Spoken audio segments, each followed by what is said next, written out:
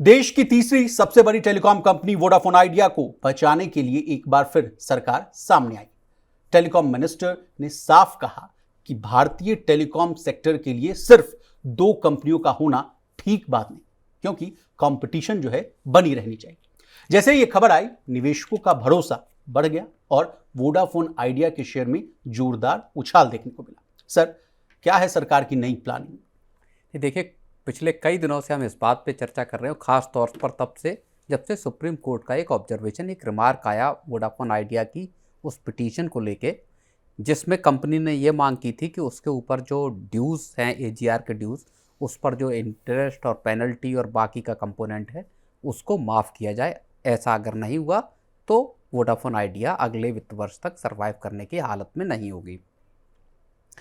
अब इसके बाद से एक तरह से वो एसओएस कॉल सरकार के लिए और पूरे आप समझिए कि सुप्रीम कोर्ट के पास एसओएस एक कॉल इस तरह की थी कि जी कंपनी को बचाने के लिए तत्काल उपाय करने होंगे। अब उसके बाद से सरकार और वोडाफोन आइडिया और लगातार पूरे टेलीकॉम इंडस्ट्री को लेके इस बात को लेके गहमा गहमी थी कि आखिर वोडाफोन आइडिया पर सरकार फैसला क्या लेने वाली है, क्योंकि अकेला वोडाफोन आइडिया नहीं है, इसमें एयरटेल भी शामिल और टाटा टेली सर्विसेज भी शामिल इसमें थी। और उसके बाद से ये आ रहा था कि सरकार कई सारे ऑप्शंस पर विचार कर रही। बीच में ये खबरें आई कि सरकार किसी तरह की राहत देने के पक्ष में नहीं है, लेकिन अब जो बात सामने आ रही है उसमें ये निकल के आ रहा है कि सरकार के पास दो विकल्प कम से कम सरकार देख रही है। एक तो ये है कि जो एजीआर का बकाया है उसका टेन्योर बढ़ाया जाए, जो अभी 6 साल का है, जो अभी 6 साल का है उसको 20 साल करने की बात आ रही है। उससे जो आपकी जो इंस्टॉलमेंट है सालाना दी जाने की, अभी जो 18,000 करोड़ रुपए है उसमें सब्सटेंशियल आपकी कमी आ सकती है। दूसरा विकल्प ये है कि क्या जो बकाया है ये उस पे ब्याज को कम किया जा सकता है क्या। और एक और बड़ा विकल्प है, वो ये है कि जब तक इस पूरे एजीआर के मसले को सुलझाया नहीं जाता तब तक क्या वोडाफोन आइडिया के लिए जो इंस्टॉलमेंट है उसको नॉमिनल लेवल पर ले आया जाए, यानी 1000 या 1500 करोड़ रुपए की टोकन अमाउंट केवल कंपनी दे, और एक बार जब मामले पूरे तय हो जाए कि क्या देना, कितना देना है या नहीं देना, सरकार माफ करेगी, उतना कर दिया जाए उसको। सर, आपकी सेकंड पॉइंट में बात आई कि चक्रवृद्धि ब्याज ना लेकर नॉर्मल ब्याज लिया जाए। क्यों सर, क्यों राहत दिया जाए इसको? नहीं, देखिए, असली जो परेशानी है वो कंपाउंड जो इंटरेस्ट लग रहा है वो, और सालाना आधार पे लग रहा है, वो कंपनी के ऊपर कर्ज को लगातार बढ़ा रहा है या बकाया को लगातार बढ़ा रहा है। अब आप समझिए कि लगभग 28 से 30% का सालाना का ब्याज कंपनी को चुकाना पड़ रहा है अपने एजीआर के बकाया पे। सरकार के पास विकल्प ये है कि इसको वो घटा के 8 से 10% का जो सामान्य इंटरेस्ट है, सिंपल इंटरेस्ट है, उसको पे ला सकती है। और यही वजह है कि हमने जब 45,000 करोड़ रुपए का जो एजीआर का जो ड्यूज इस फॉर्म में है आपका इंटरेस्ट और पेनल्टी के, उसमें आपका पेनल्टी 6,000 करोड़ रुपए की है और उस पर पेनल्टी पे जो इंटरेस्ट है वो एक लंबा चौड़ा इंटरेस्ट बना हुआ है, उस पर करीब 12,000 करोड़ रुपए का इंटरेस्ट है। अब आप इंटरेस्ट पे भी इंटरेस्ट ले रहे हैं तो वो जो बर्डन है वो कंपनी पे बढ़ता जा रहा है। कंपनी साफ तौर पे कह चुकी है कि हमारे पास इतना पैसा नहीं है कि हम इस सबको चुका पाएं। मेरा अगला सवाल ये है सर, 84,000 करोड़ आप इनका माफ करने की योजना बना रहे हैं। दूसरे सवाल है कि भारतीय एयरटेल पर भी 34-35,000 करोड़ के आसपास का है, टाटा टेली सर्विसेज के पास भी 18-19,000 करोड़ के आसपास है। क्या इन लोगों का भी माफ होगा सर? नहीं, देखिए, अगर पॉलिसी लेवल पे कोई फैसला सरकार लेती है तो वो तीनों कंपनियों के लिए एक जैसा फैसला होगा। अगर इंटरेस्ट को अगर आप समझिए कि रेट्रोस्पेक्टिवली अगर घटाती सरकार कि पिछला जो आपका बकाया था उस पर भी जो ब्याज लगा था उसको मान लीजिए 28-30% से घटा के 10-12% के सामान्य इंटरेस्ट पे लेके आएंगे, तो वो तीनों कंपनियों के लिए होगा। उसमें सरकार किसी एक को छोड़ के किसी एक को ये राहत नहीं दे सकती, और ऐसा अगर किया जाता है तो फिर दूसरी कंपनी जाहिर तौर पर सुप्रीम कोर्ट जाएगी और वहाँ पे फिर मामले तय होंगे।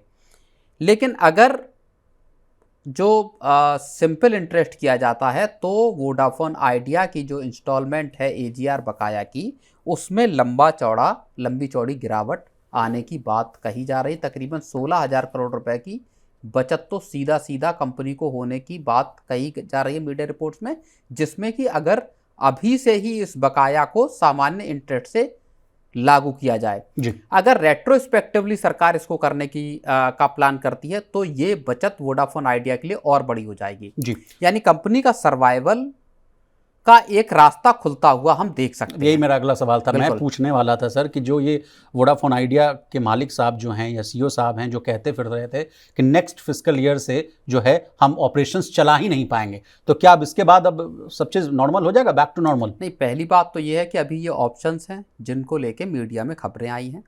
सरकार को इसके बारे में फैसला करना होगा, फाइनल डिसीजन लेना होगा। और देखिए, सुप्रीम कोर्ट का जो रिमार्क आया था उसके बाद से गेंद अब पूरी तरह से सरकार के पाले में है। जी और सरकार को ही इस पे फैसला लेना है।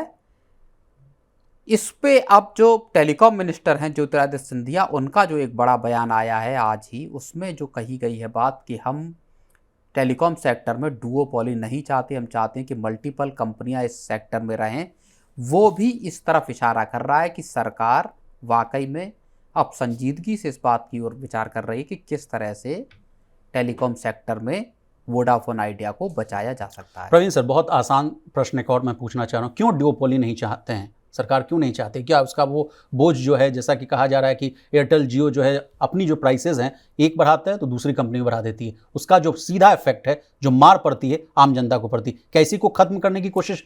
बिल्कुल। देखिए, एक जो कार्टेलाइजेशन है या एक जो दो कंपनियों का राज है, मान लीजिए अगर 100% आप देख लीजिए तो उसमें 50% का अगर मार्केट शेयर या कोई 60 या 40% का मार्केट शेयर अगर ले लेती हैं तो दोनों कंपनियों के लिए ऑपरेट करना आसान होगा। एक ने 5 रुपये बढ़ाए, दूसरे ने भी 5 रुपये बढ़ाए, वहाँ कंपटीशन खत्म हो जाता है, वहाँ कंज्यूमर्स के लिए मौके खत्म हो जाते हैं। और इसी वजह से, और चूंकि जिसको बार बार कहा जाता है कि अब डेटा और अब मोबाइल सर्विसेज पेट्रोलियम प्रोडक्ट्स की तरह हैं कि न्यू ऑयल, जिसको आप अब नकार नहीं सकते, जिसकी आप अब उपेक्षा नहीं कर सकते जी। तो ऐसे में सरकार चाहती है कि कम से कम 3 कंपनियां रहें, जो 3 कंपनियां इस सेक्टर में किसी भी तरीके की जो कस्टमर्स के लिए जो प्राइसिंग को लेके या दूसरी सहूलियतों को लेके एक कंपटीशन रहे, और कंपटीशन रहेगा तो एक चेक्स एंड बैलेंसेस बने रहेंगे। प्रवीण सर, अब मिनिस्टर साहब को लाना चाहेंगे इस पिक्चर में। मैं लगातार वोडाफोन आइडिया की खबर को कवरेज कर रहा हूँ,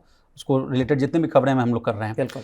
सबसे शुरुआत में जब बात आई थी कि इक्विटी वाला जब मामला था सर, 22.6% से जैसे ही सरकार ने इसमें 49% स्टेक लिया, उसके पहले ज्योतिरादित्य सिंधिया साहब का बयान आया था कि नहीं, हम कुछ मदद की उम्मीद मत रखिएगा, हम वोडाफोन आइडिया वो कंपनी है, वो अपना कंपनी चलाए, अपना हमसे ना उम्मीद रखे। इस बार भी वही कहते फिर रहे हैं। उसके बाद खबर आ जाएगी कि नहीं भाई, हम 84,000 करोड़ रुपए आपको माफ भी कर देंगे। बिल्कुल। देखिए, ये जो टेलीकॉम मिनिस्टर का अभी का बयान है और जो पीछे के हम बयान देखते थे कि नई कंपनी को अब अपने पैसों का इंतजाम खुद करना पड़ेगा, इन दोनों में थोड़ा डिफरेंस नज़र आता है। कि जहां एक तरफ वो कह रहे थे कि आप अब देख लीजिए आपको किस तरह से धंधा चलाना है, अपना कारोबार चलाना है, और अब वो कह रहे हैं कि हम डुओपोली नहीं चाहते। डुओपोली नहीं चाहते मतलब तीसरी कंपनी को बचाने की कोशिश सरकार की तरफ से हो सकती है, जिसमें बार बार अब ये बात आ रही कि ऑप्शंस क्या हैं आखिर सरकार के पास। उसमें फिर 20 साल का ऑप्शन है, फिर एक नॉमिनल अमाउंट सालाना लेने की बात है, और या इंटरेस्ट रेट को कम करने की बात है। लेकिन इन टोटलिटी अगर आप देखोगे तो सरकार का व्यू पॉइंट भी हमको बदलता हुआ दिखाई अब दे रहा है वोडाफोन आइडिया या टेलीकॉम सेक्टर को लेके। अब सरकार कहीं ज़्यादा फ्लेक्सिबल तरीके से इस मामले पर सोच रही है, और उसमें 2 वजह हैं। एक बड़ी वजह जो बैंकों का कर्ज है वो है, दूसरी बड़ी वजह ये है कि बैंकों का कर्ज और सरकारी बकाया दोनों डूब जाएंगे अगर कंपनी बैठी। दूसरी बड़ी वजह यह है कि ग्राहकों को भी इससे नुकसान होगा। 20 करोड़ के आसपास सब्सक्राइबर हैं, और पूरे का पूरा सेक्टर में फिर 2 कंपनियों के बीच में ही मुकाबला रह जाएगा। अगला प्रश्न प्रवीण सर, बचाना चाहते हैं, डुओपोली खत्म करना चाहते हैं, then why you are not reviving your BSNL and MTNL?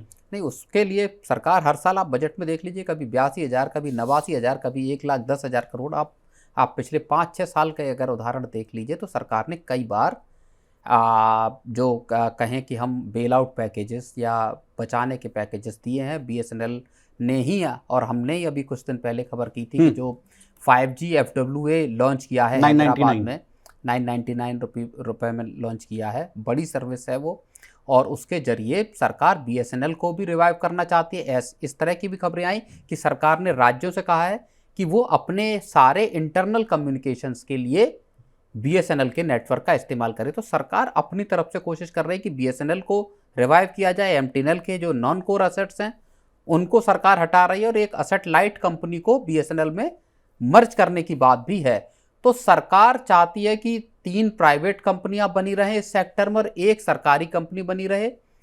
सस्ता इंटरनेट गांव देहात तक पहुंच बनाने के लिए सरकार को बीएसएनएल की भी जरूरत पड़ेगी। जी, टेलीकॉम सेक्टर की बात हो रही है सर, मेरे पास बड़े सवाल होते हैं। अब 120 करोड़ मोबाइल उपभोक्ता की तरफ से एक सवाल है। 6 महीने गुजर चुके हैं सर, आपका ध्यान मैं 1-2 महीने पहले के मनी सेंट्रल पे ले जाना चाहूंगा। जब जेफरीज की रिपोर्ट आई थी, कहा गया था कि इस साल के 6 महीने तक रुक जाइए, अगला 6 महीना आप पर भारी पड़ने वाला है। क्यों? छठे महीने से मोबाइल टैरिफ कंपनियां जो हैं वो जो टैरिफ की जो मार है वो आप पर बढ़ा सकती है। कहा गया कि लास्ट ईयर जब बढ़ाया गया था उसका इफेक्ट खत्म हो रहा है, नल एंड वॉइड हो रहा है, तो नए चार्जेस के लिए तैयार रहिए। तो सर 5-6 दिन ही बस बचे इस महीने के खत्म होने के बाद, अगले महीने झटका लगने वाला है क्या? नहीं, अगले महीने नहीं, इस साल दिसंबर के आसपास प्राइस हाइक हो सकता है। प्राइस हाइक होना आप तकरीबन तय मानिए इस सेक्टर में, क्योंकि बात वही आ जाती है। और जो जेफरीज की और दूसरी कई रिपोर्ट्स में आई, मोतीलाल ओसवाल की भी रिपोर्ट थी आरपू, जिसमें आरपू की बात है, जिसमें ये बात कही गई कि लोगों के पास ऑप्शंस आखिर हैं क्या।